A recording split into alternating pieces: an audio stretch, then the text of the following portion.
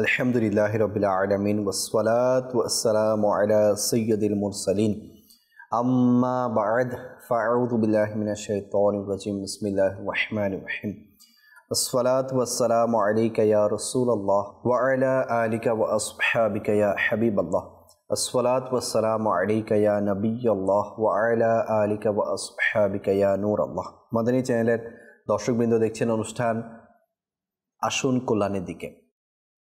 যে যেখান থেকে আমাদের সাথে শরীক ও শামিল হয়েছেন, আপনাদের সবাইকে জানাচ্ছি আমাদের এই অনুষ্ঠানের পক্ষ থেকে অসংখ্য শুভেচ্ছা এবং অভিনন্দন। নবী করিম রউফুর রহিম সাল্লাল্লাহু আলাইহি ওয়াসাল্লাম ইরশাদ করেন, যে ব্যক্তি আমার প্রতি 100 বার দরুদ শরীফ পাঠ করবে, আল্লাহ তাআলা তার উভয় চোখের মাঝখানে লিখে দেবেন যে এই ব্যক্তি কপটতা এবং জাহান্নামের আগুন থেকে মুক্ত, এবং তাকে কিয়ামতের দিন শহীদদের সাথে রাখবেন। সল্লু আলাল হাবিব সাল্লাল্লাহু তাআলা আলা মুহাম্মদ সাল্লাল্লাহু তাআলা আলাইহি ওয়াসাল্লাম সালাতাম ওয়া সালামান আলাইকা সাইয়্যিদি ইয়া রাসূলুল্লাহ। আজকে মাদানী চ্যানেলের দর্শকবৃন্দ, যে বিষয়টি নিয়ে আমরা আলোচনা করব তা হচ্ছে সময়ের কদর করা। জি হ্যাঁ, এই সময় যেটাকে কদর না করলে আমরা কল্যাণ থেকে বঞ্চিত হব, আমরা কল্যাণ থেকে দূরে সরে যাব। আবার এই সময়ের কদর করলেই আমরা অনেক তরক্কি লাভ করব, অনেক উন্নতি লাভ করব এবং একজন সাকসেসফুল ম্যান হিসেবে, একজন সাকসেসফুল মানুষ হিসেবে আমরা এই দুনিয়াতে গণ্য হব। আসুন শুরুতে একটি ঘটনা আপনাদের সামনে পেশ করি। কোনো এক মূর্খ ব্যক্তি এক হাকিমকে বলল যে আমাকে এমন কোনো বস্তুর গুণাবলী বর্ণনা করুন যা ব্যবহার করলে আমি দিনের বেলায়ও ঘুমিয়ে থাকব। হাকিম বলল, হে অমুক, তুমি কতই না বোকা, তোমার জীবনের অর্ধেক তো এমনিতেই ঘুমে কেটে যাচ্ছে, অর্থাৎ রাতে। আমরা তো রাতে ঘুমে কাটিয়ে দিই, অথচ ঘুম হচ্ছে মৃত্যুর অপর নাম। এবং এবার তুমি নিজের জীবনের তৃতীয়াংশকেই আরও ঘুমে কাটাতে চাও, আর শুধুমাত্র এক অংশই জীবন। তখন সেই লোকটি জিজ্ঞাসা করলো, তা কিভাবে? অতঃপর সেই হাকিম বলল, যেমন ধরো তোমার বয়স 40 বছর, এর অর্ধেক হচ্ছে 20 বছর, এবং তুমি একেও আবার 10 বছর বানাতে চাও, অর্থাৎ যদি দিনে আরও ঘুমাও তবে আরও 10 বছর কমে যাবে, এবং তোমার নিকট আখিরাতের পাথেয় জমা করার জন্য শুধুমাত্র 10 বছর অবশিষ্ট থাকবে। সুতরাং অধিক ঘুমানোর ইচ্ছা মন থেকে বের করে দাও।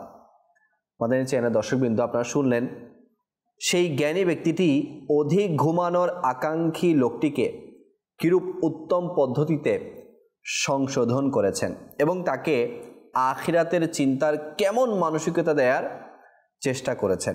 বর্ণনাকৃত ঘটনাটিতে বিশেষ করে সেই সব মূর্খ লোকদের জন্য শিক্ষার অসংখ্য মাদানী ফুল আছে, যাদের রাত দিনের অধিকাংশ সময়ই শুধুমাত্র ঘুমে অথবা অসুস্থ রোগীর ন্যায় বিছানায় পড়ে থাকাতেই কেটে যায়।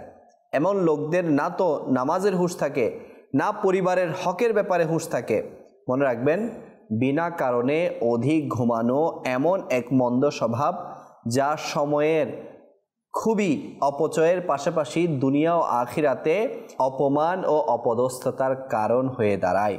আমাদের নবী করিম রউফুর রহিম সাল্লাল্লাহু আলাইহি ওয়াসাল্লাম ইরশাদ করেন, হযরত সাইয়্যিদুনা সুলাইমান বিন দাউদ আলা নবিয়িনা ওয়া আলাইহিস সালাতু ওয়াস সালাম কে তার সম্মানিত আম্মা রাদিয়াল্লাহু তাআলা আনহা বললেন, হে আমার বৎস, রাতে বেশিক্ষণ ঘুমিও না, কেননা রাতে বেশি ঘুমানো মানুষকে কিয়ামতের দিন ফকির বানিয়ে দেয়।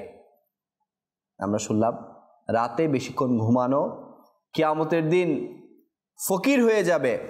দাওয়াত ইসলামীর প্রকাশনা বিভাগ মাকতাবাতুল মদিনা কর্তৃক প্রকাশিত একটি কিতাব জান্নাতি জেওয়ার, এর মধ্যে এসেছে সকল বুজুর্গরা এরূপ বলেছেন যে 3টি অভ্যাসকে অবশ্যই আঁকড়ে ধরো।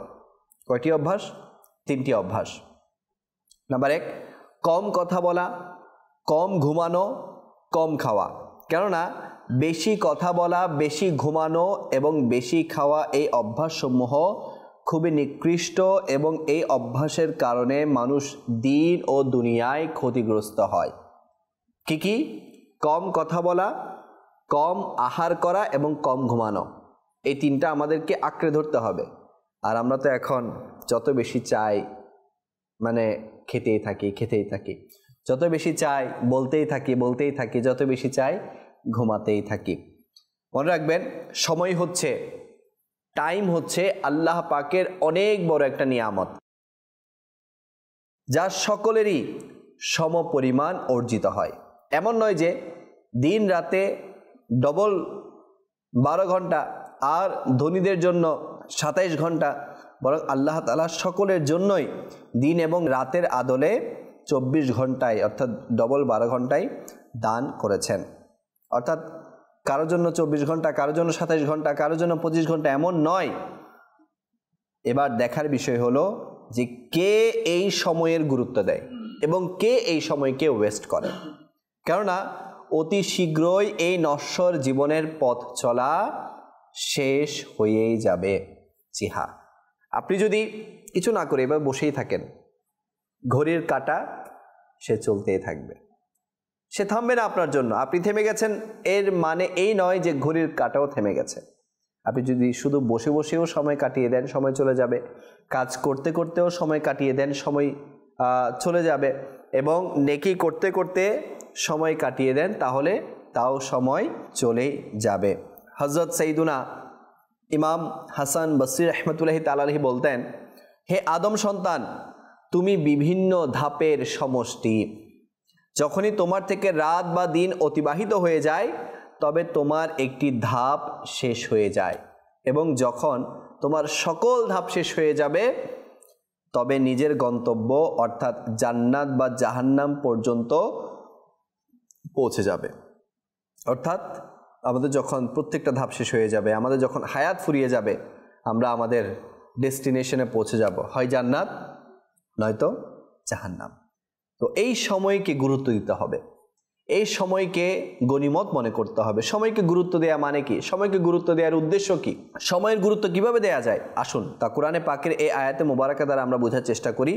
সূরাতুল আসর এর আয়াত নাম্বার 1, 2, 3, এই 3 আয়াতে আমার আল্লাহ পাক ইরশাদ করেন, বিসমিল্লাহির রহমানির রহিম, ওয়াল আসর ইন্নাল ইনসানা লাফি খুসর ইল্লাল্লাযীনা আমানু ওয়া আমিলুস সলিহাতি ওয়া তাওয়াসাউ বিল হক ওয়া তাওয়াসাউ বিস সবর।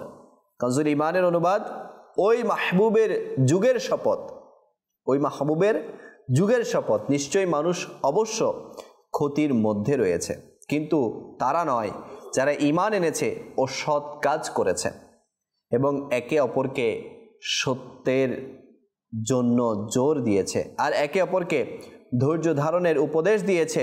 এই আয়াতের ব্যাখ্যায় হাকিমুল উম্মত মুফতি আহমদ ইয়ার খান নাইমি রাহমাতুল্লাহি তাআলা আলাইহি বলেন, মানুষ তার মূল পুঁজি, মূল পুঁজি মানে কি?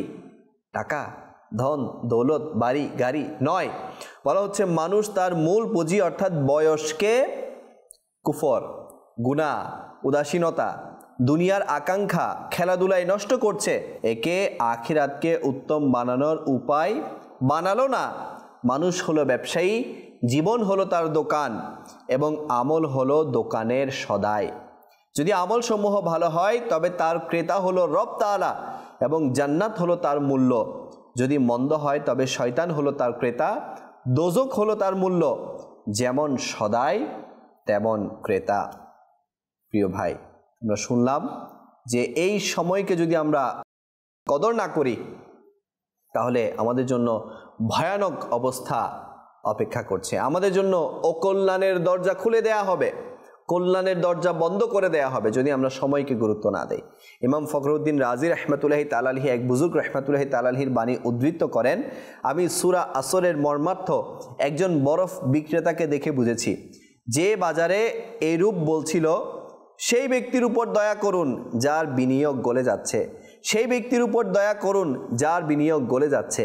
তার এই কথা শুনে আমি বললাম, এটা হচ্ছে ইন্নাল ইনসানা লাফি খুসর, যার অর্থ হচ্ছে নিশ্চয় মানুষ অবশ্য ক্ষতির মধ্যে রয়েছে। তিনি আরো বলেন, সুতরাং যার জীবন নিষ্ফল অতিবাহিত হয় তবে এরূপ ব্যক্তি ক্ষতির সম্মুখীন হবে। জি হ্যাঁ, আপনি যদি একটি প্লেটের মধ্যে একটা বরফের খণ্ডকে রেখে দেন, একটা বরফের টুকরোকে রেখে দেন, আপনি যদি সেটা ইউজ করেন তাও গলে যাবে, ইউজ না করলেও গলে যাবে।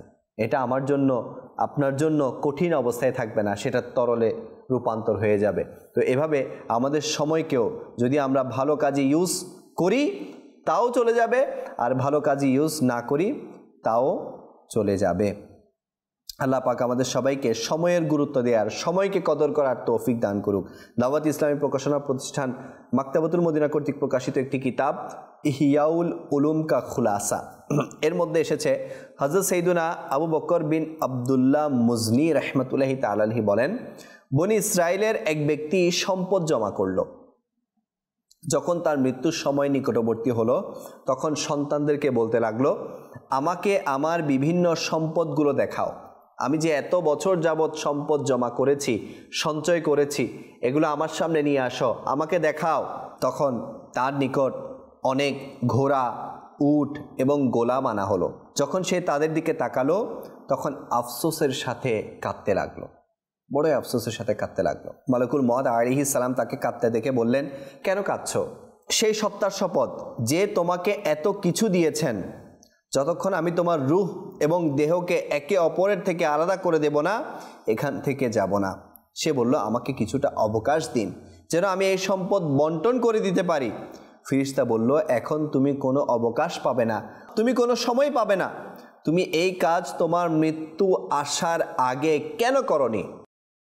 অতঃপর মালাকুল মউত আলাইহিস সালাম তার রূহ বের করে নেবেন, কবজ করে নেবেন। তো এই জন্য সময় চলে যাওয়ার আগে সময়কে গনিমত মনে করা উচিত। আমরা অনেক সম্পদের মালিক হয়ে যায়, অনেক সম্পদের পাহাড় বানিয়ে নেয়, কিন্তু সেগুলো আমাদের রূহ যাওয়ার সাথে সাথে থেকে যায়। হয়তোবা সেগুলো নেয়ার জন্য আমার উত্তরাধিকারী যারা আছে তারা টানাটানি করে, নতুবা থেকেই যায়, আমার হাতে কিছু আর আসে না। এই জন্য সময় থাকতে সম্পদ যা জমিয়েছি, সম্পদ যা অর্জন করেছি, হয় তা আল্লাহর রাস্তায় ব্যয় করে দেওয়া উচিত, নতুবা সন্তানদের মাঝে বন্টন করে দেয়া উচিত, বা এগুলোর সঠিক যে ব্যবহার সে ব্যবহারটা করা উচিত। আল্লাহ পাক আমাদের সবাইকে বুঝার ও আমল করার তৌফিক দান করুক। সময়ের গুরুত্ব সম্পর্কে আমার নবী ইরশাদ করেন, দুটি নিয়ামত এমন যেগুলো সম্পর্কে অনেক লোক ধোকায় রয়েছে। নাম্বার 1 স্বাস্থ্য, নাম্বার 2 আরাম। আমরা স্বাস্থ্য যখন ভালো থাকে ওইটার ব্যাপারে উদাসীন থাকি, যখন খারাপ হয়ে যায় হাই হুতাশ করি। আবার আরাম, যখন একটু আরামে থাকি তখন বলি যে একটু আরাম করি, আচ্ছা কাজ করব আর কি, তখন কিন্তু কাজের মানে গুরুত্ব আমরা দিতে চাই না। কিন্তু যখন একটু ব্যস্ত হয়ে যায় তখন আমরা কি করি, আবার আরাম খুঁজতে থাকি। আবার নবী আরো ইরশাদ করেন, 5টি বিষয়কে 5টি বিষয়ের পূর্বে গনিমত মনে করো। নাম্বার 1 যৌবনকে বৃদ্ধকালের পূর্বে। জি হ্যাঁ, এখন যৌবন অবস্থায় আছি, বৃদ্ধকাল আসার আগে আমরা এটাকে গনিমত মনে করি। নাম্বার 2 সুস্বাস্থ্যকে অসুস্থতার পূর্বে। নাম্বার 3 ধন দৌলতকে অভাবের পূর্বে। নাম্বার 4 অবসরকে ব্যস্ততার পূর্বে। নাম্বার 5 জীবনকে মৃত্যুর পূর্বে গনিমত মনে করো। আমার নবী আরো ইরশাদ করেন, প্রত্যহ সূর্য যখন উদিত হয় তখন সেই দিন এটি ঘোষণা করে যে যদি আজ কোনো ভালো কাজ করার থাকে তবে করে নাও, কেননা আজকের পর আমি আর কখনো ফিরে আসব না। জি হ্যাঁ মাদানী চ্যানেলের দর্শকবৃন্দ, আমরা শুনলাম যেই দিন আজকে আমাদের কাছ থেকে বিদায় নিবে, যে রাত আমাদের কাছ থেকে আজকে বিদায় নিবে, আজকের দিন এবং রাত আগামীকাল কখনো ফিরে আসবে না। এই জন্য বলা হয় যে যা করার এখনই করে নাও, সময়ের কোনো ভরসা নেই, জীবনের কোনো ভরসা নেই, যে কোনো সময় জীবনের প্রদীপ নিভে যেতে পারে, সময়ের প্রদীপ ফুরিয়ে যেতে পারে। তো এই জন্য সময় থাকতে সময়ের গুরুত্ব প্রদান করা উচিত। সময়ের গুরুত্ব যদি আমরা না দেই তাহলে মনে রাখবেন আমার আপনার কল্যাণ অর্জন হবে না। আল্লাহ তাআলা আমাদের সবাইকে বুঝার ও আমল করার তৌফিক দান করুক। মনে রাখবেন সময় আল্লাহ পাকের এমন এক নিয়ামত কিয়ামতের দিন যেভাবে বান্দার নিকট বিভিন্ন নিয়ামত সম্পর্কে জিজ্ঞাসাবাদ করা হবে, ঠিক তেমনি সময়ের সম্পর্কেও জিজ্ঞাসাবাদ করা হবে এবং এটা জিজ্ঞাসা করা হবে যে জীবনকে কোন কাজে ব্যয় করেছো। যেমনটি সূরাতুল তাকাসুরের আয়াত নম্বর 8-এর মধ্যে আমার আল্লাহ তাআলা ইরশাদ করেন, সুম্মা লাতুসআলুন্না ইয়াউমাইযিন আনিন নাঈম। কাজুল ইমানের অনুবাদ, অতঃপর নিশ্চয় সেদিন তোমাদেরকে নিয়ামত সমূহ সম্পর্কে জিজ্ঞাসা করা হবে। এর ব্যাখ্যায় মাওলানা সৈয়দ মুফতি মুহাম্মদ নাঈমুদ্দিন মুরাদাবাদী রাহমাতুল্লাহি তাআলা আলাইহি বলেন, সেই নিয়ামত যা আল্লাহ তাআলা তোমাকে দান করেছেন। কি কি নিয়ামত? যেমন সুস্বাস্থ্য হতে পারে, এরপর অবকাশ হতে পারে, নিরাপত্তা হতে পারে, আরামায়েশ হতে পারে, সময় হতে পারে, সম্পদ হতে পারে ইত্যাদি, যা দ্বারা দুনিয়ায় স্বাদ গ্রহণ করতে জিজ্ঞাসা করা হবে এই নিয়ামতগুলো কোন কাজে ব্যয় করেছ, এর কিরূপ কৃতজ্ঞতা জ্ঞাপন করেছ, এবং অকৃতজ্ঞতার জন্য আযাব দেয়া হবে। অন্তরকে নেড়ে দেওয়ার মতো একটা হাদিসে পাক। তাজেদারে রিসালাত মাহবুবে রব্বুল ইজ্জত সরওয়ারে কায়নাত সাল্লাল্লাহু আলাইহি ওয়াসাল্লাম ইরশাদ করেন, কিয়ামতের দিন বান্দা ততক্ষণ পর্যন্ত কদম ওঠাতে পারবে না যতক্ষণ পর্যন্ত এই 5টি বিষয় সম্পর্কে জিজ্ঞাসা করা হবে না। নাম্বার 1, জীবন কোন কাজে ব্যয় করেছ? জীবন কোন কাজে ব্যয় করেছ? নাম্বার 2, যৌবন কিভাবে অতিবাহিত করেছ? নাম্বার 3, সম্পদ কোথা থেকে উপার্জন করেছ? নাম্বার 4, সম্পদকে কোন জায়গায় খরচ করেছ? নাম্বার 5, নিজের জ্ঞান অনুযায়ী কতটুকু আমল করেছ? মাদানী চ্যানেল দর্শকবৃন্দ, খুবই অন্তরকে নেড়ে দেওয়ার মতো হাদিসে পাক। এই 5টা প্রশ্নের জিজ্ঞাসা যতক্ষণ আমাকে করা হবে না ততক্ষণ পর্যন্ত কিয়ামতের দিন আমি কদম ওঠাতে পারবো না, আমি সেখান থেকে হিলতে পারবো না, নড়তে পারবো না। একটু চিন্তা করুন তো, এই 5টা প্রশ্ন যদি আমাকে এখনই জিজ্ঞেস করা হয়, আমি এই পর্যন্ত যা যা করেছি এই 5টা প্রশ্নের উত্তর আমি কি দিব? আলামান ওয়াল হাফিজ। আল্লাহ পাক আমাদের সবাইকে বুঝার তৌফিক দান করুক। মাদানী চ্যানেল দর্শকবৃন্দ, সময় এই শব্দটা যদি বা মনে হতে পারে যে 3টি অক্ষরের সমন্বয়ে গঠিত, কিন্তু বাস্তবতা হলো এটি অনেক বড় মূল্যবান জিনিস। সময়কে না কেউ কিনতে পারবে এবং না এটাকে কেউ প্রিজার্ভ করে রাখতে পারবে, সংরক্ষণ করে রাখতে পারবে। এটি এমন এক মুসাফির যা বিরতিহীনভাবে নিজের পথ চলা অব্যাহত রেখেছে, যা কোথাও বিরতি গ্রহণ করে না এবং সকল মানুষ থেকে বেপরোয়া হয়ে নিজের অভীষ্ট লক্ষ্যের দিকে বলিষ্ঠ পদক্ষেপে প্রবাহমান থাকে।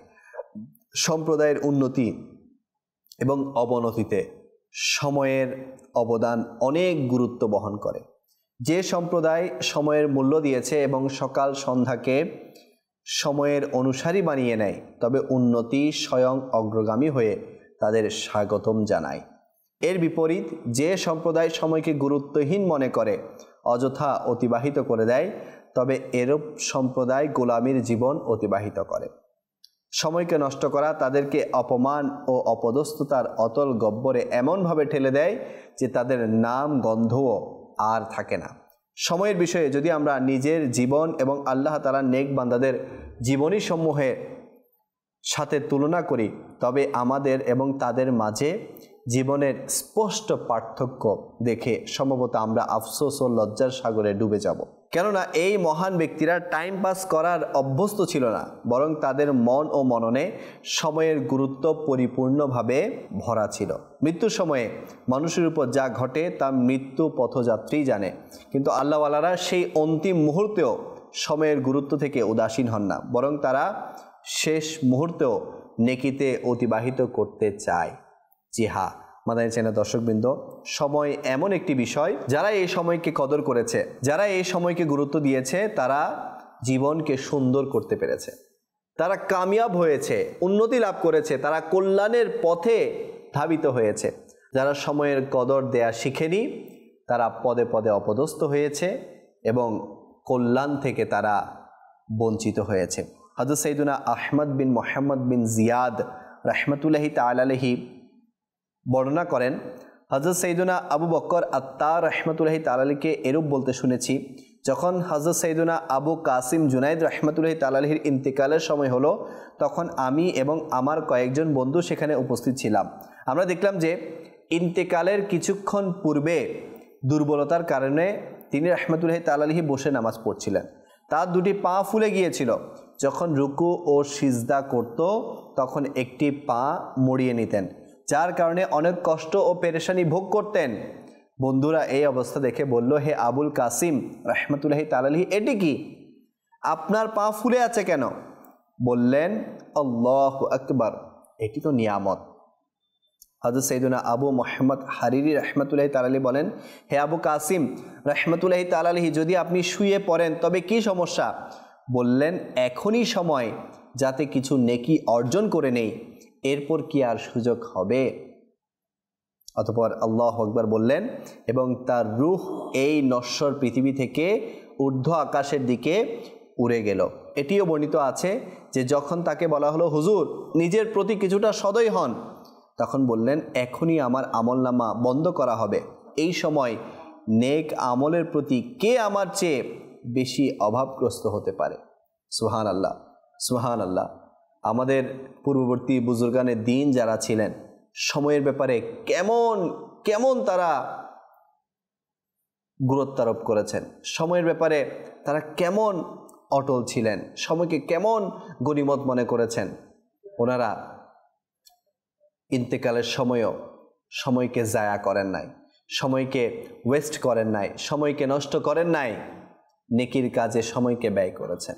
আর আমরা এদিকে টাইমের পর টাইম গল্প গুজবে, সোশ্যাল মিডিয়াতে, গীবত করার মাঝে, অহেতুক আড্ডার মাঝে আমরা সময়কে বিলিয়ে দিচ্ছি। তো আসুন না আমরাও নিয়ত করি যে এই সময়কে আমরা গনিমত মনে করব, এই সময়কে আমরা কদর করব। মনে রাখবেন, যদি আমরা সময়কে গনিমত মনে না করি তাহলে সময় চলে যাবে, কিন্তু আমাদের নামায়ে আমলের মধ্যে গুনাহ আর গুনাহ ছাড়া কিছু লেখা থাকবে না। এজন্য সময় এর গুরুত্ব দিই। আজকে আমাদের এই সমাজে সময় নষ্ট হওয়ার কয়েকটি মাধ্যমের মধ্যে অন্যতম মাধ্যমগুলো হচ্ছে ইন্টারনেট, মোবাইল ফোন, এরপর আপনার খেলাধুলার মধ্যে সময় নষ্ট করা, এরপর খারাপ সঙ্গের সাথে সময় ব্যয় করা। তো এই বিষয়গুলো থেকে যতক্ষণ আমরা নিজেকে বাঁচাবো না ততক্ষণ পর্যন্ত আমরা সময়কে ইউজ করতে পারবো না, সঠিকভাবে ইউজ করতে পারবো না। অর্থাৎ আমি যতক্ষণ খারাপ সঙ্গ ছাড়বো না, যতক্ষণ আমি ইন্টারনেটের সঠিক ব্যবহার করব না, যতক্ষণ পর্যন্ত আমি মোবাইলের অতিরিক্ত ব্যবহার থেকে নিজেকে হেফাজত করব না, খেলাধুলায়, আড্ডায়, গীবত, চুগলি এগুলোর মাঝে আমি নিজেকে ব্যস্ত রাখবো, ততক্ষণ পর্যন্ত কিন্তু আমরা সময়ের কদর করতে পারবো না। সময়ের গুণগ্রাহীদের কিছু বাণী আমি আপনাদের সামনে পেশ করছি। যে আমিরুল মুমিনিন হযরত মাওলায়ে কায়নাত আলিউল মুর্তদা শেরে খোদা কাররামাল্লাহু তাআলা ওয়াজহাহুল করিম বলেন, এই দিনগুলো তোমার জীবনের পৃষ্ঠাস্বরূপ, একে উত্তম আমল দ্বারা অলঙ্কৃত করো। প্রসিদ্ধ সাহাবী হযরত সাইয়েদুনা আব্দুল্লাহ ইবনে মাসউদ রাদিয়াল্লাহু তাআলা আনহু বলেন, আমি নিজের জীবনের অতিবাহিত হওয়া সেই দিনগুলোর সমান কোনো কিছুতেই এত লজ্জিত নয় যে দিনগুলো আমার নেক আমল বৃদ্ধি করা থেকে বঞ্চিত ছিল। প্রসিদ্ধ কোরআনের মুফাসসির ইমাম ফখরুদ্দিন রাজি রাহমাতুল্লাহি তাআলা আলাইহি বলেন, আল্লাহর শপথ, খাবার খাওয়ার সময় জ্ঞান চর্চা করা থেকে বঞ্চিত হওয়াতে আমার খুবই আফসোস হয়, কেননা সময় খুবই মূল্যবান সম্পদ। প্রিয় ইসলামী ভাইরা, শুনলেন আপনারা, আল্লাহওয়ালারা খাবার খাওয়ার সময়ও যে জ্ঞান অর্জন করা থেকে একটু বিরত থাকছে, এটাতেও তারা আফসোস করছে।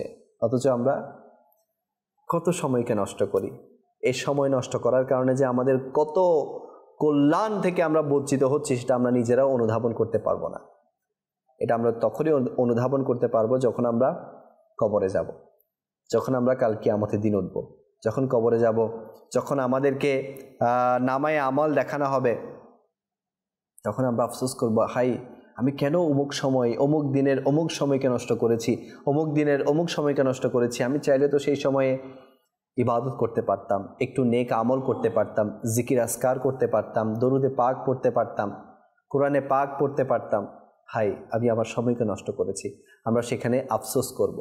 তো সেই আফসোস করে তো আর কোনো লাভ হবে না।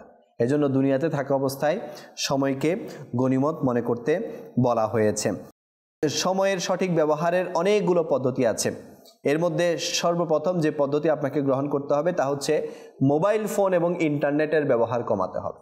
জি হ্যাঁ, বর্তমান যুগে সময় কেড়ে নেওয়ার অন্যতম একটা ইনস্ট্রুমেন্ট হচ্ছে মোবাইল ফোন এবং ইন্টারনেট। এখন ঘরে ঘরে মোবাইল ফোন, বাচ্চার হাতেও মোবাইল ফোন, এবং ঘরে ঘরে আপনার ওয়াইফাই, ওয়্যারলেস ইন্টারনেট। মানে এই বিষয় থেকে আমাদেরকে এড়িয়ে থাকতে হবে, এড়িয়ে চলতে হবে, আমাদেরকে নিজেকে বাঁচাতে হবে। দেখবেন ইনশাআল্লাহ সময়ের সঠিক ব্যবহার আমরা করতে পারবো। এবার বলা হচ্ছে যথাসম্ভব লিখে কথা বলার অভ্যাস গড়ুন, নতুবা অল্প শব্দে কথাবার্তা বলার চেষ্টা করুন। জি হ্যাঁ, যারা বেশি কথা বলে, যারা মানে সবসময় কথা বলার মধ্যে থাকে, তারা দেখবেন সময়কে বেশি অপচয় করে। এবার বলা হচ্ছে সময়ের গুরুত্বের চেতনা বাড়ানোর জন্য নিজেকে অধিক পরিমাণ নেকির কাজে ব্যস্ত রাখুন। দরকার হলে পুরো দিন একটা শিডিউল বানিয়ে রাখুন যে কোন সময় আপনি কোন নেকির কাজ করবেন। এবার বলা হচ্ছে তাড়াতাড়ি ঘুমিয়ে যান, এদিকে একেবারে ভোর রাতে উঠে তাহাজ্জুদ পড়া শুরু করে দিন, জিকির আজকার করা শুরু করে দিন, এরপর ফজরের নামাজ আদায় করুন। দেখবেন ইনশাআল্লাহ আপনার সময়ের সঠিক ইউজ হবে। এরপর বলা হচ্ছে ফজরের নামাজের পর মাদানী হালকায় অংশগ্রহণ করে কোরআনে পাকের 3 আয়াত তিলাওয়াত, অনুবাদ, তাফসির সহ আপনি শুনেন বা শোনান, দেখবেন এতেও আপনার সময়ের সঠিক ব্যবহার হবে। ইশাক, চার্জ, তাওয়াবিন, নফল নামাজ এগুলো আদায় করুন, দেখবেন ইনশাআল্লাহ আপনার সময়ের সঠিক ব্যবহার হবে। এরপর বলা হচ্ছে দিনের যে সময়গুলোতে আপনার ব্যক্তিগত কাজ করার প্রয়োজন, আপনার স্টাডি থাকতে পারে, চাকরি থাকতে পারে, ব্যবসা থাকতে পারে, সেগুলো করে বাকি সময় যেগুলো আছে এগুলোতে আপনি নেকির মাঝে নিজেকে লিপ্ত রাখুন। জোহরের সময় হলে জোহরের নামাজ আদায় করুন, আসর, মাগরিব, ইশা হলে এই নামাজগুলো যথাসময়ে আদায় করুন। এরপর বলা হচ্ছে গুনাহের কাজ থেকে নিজেকে বাঁচিয়ে রাখুন, যেমন সিনেমা দেখা, নাটক দেখা, গান শোনা, হ্যাঁ এই বিষয়গুলো থেকে নিজেকে বাঁচিয়ে রাখুন। দেখবেন ইনশাআল্লাহ সময়ের সঠিক ব্যবহার আপনি করতে পারবেন। সময়ের সঠিক ব্যবহার যদি আপনি করতে চান, মাশাআল্লাহ মাদানী চ্যানেল আছে, আপনি যে সময়টা আপনার অবসর থাকে, যে সময়টাতে আপনি ফ্রি থাকেন, আপনি সেই সময় মাদানী চ্যানেলের সামনে বসে যান, দেখবেন ইনশাআল্লাহ সময়ের সঠিক ব্যবহার হবে। ছুটির যে দিনগুলো আছে, আপনার ফ্রি টাইম যেগুলো আছে, অর্থাৎ যে দিন আপনার কোনো কাজ থাকে না, সেই দিনগুলোতে আপনি দাওয়াত ইসলামের যে দিনই কাজগুলো আছে সেগুলো করার জন্য নিজেকে সার্ভ করুন, দেখবেন ইনশাআল্লাহ সময়ের সঠিক ব্যবহার হবে। আর সর্বোপরি এটাই বলবো যে দাওয়াত ইসলামী পরিবেশের সাথে যদি সম্পৃক্ত হয়ে যান, আমি তো মনে করি যে যারা দাওয়াত ইসলামী ওয়ালা তাদের সময়ই থাকে না অন্য কোনো কাজ করার, তারা এত বেশি ব্যস্ত থাকে নেকির কাজে, এত বেশি ব্যস্ত থাকে। তো এই জন্য আমি বলবো যে দাওয়াত ইসলামের সাথে সম্পৃক্ত হয়ে যান। দাওয়াত ইসলামীর সাথে যারা সম্পৃক্ত আছে তারা পুরো সপ্তাহের 7 দিনই এমন নেকির কাজে ব্যস্ত থাকে, তাদের অনেক ব্যক্তিগত কাজ করারও সময় থাকে না। তো ব্যক্তিগত কাজ করাও দরকার, নেকির কাজ করাও দরকার, সর্বোপরি সময়ের সঠিক ব্যবহার করা দরকার। এই সবগুলো বলার একটাই উদ্দেশ্য যে সময়ের সঠিক ব্যবহার যে ব্যক্তি করবে সে কল্যাণের দিকে হাঁটতে থাকবে, কল্যাণ তার অর্জন হবে এবং ধ্বংস থেকে সে বেঁচে যাবে। আল্লাহ করিম আমাদের সবাইকে কল্যাণের পথে হাঁটার, অকল্যাণ থেকে বাঁচার তৌফিক দান করুক ইনশাআল্লাহুল করিম। আগামী পর্বে অন্য একটি বিষয় নিয়ে আপনাদের সামনে হাজির হওয়ার চেষ্টা করব। আপনাদের সুস্থতা কামনা করে এখানেই শেষ করছি। সাল্লু আলাল হাবিব সাল্লাল্লাহু আলা মুহাম্মদ সাল্লাল্লাহু আলাইহি ওয়াসাল্লাম।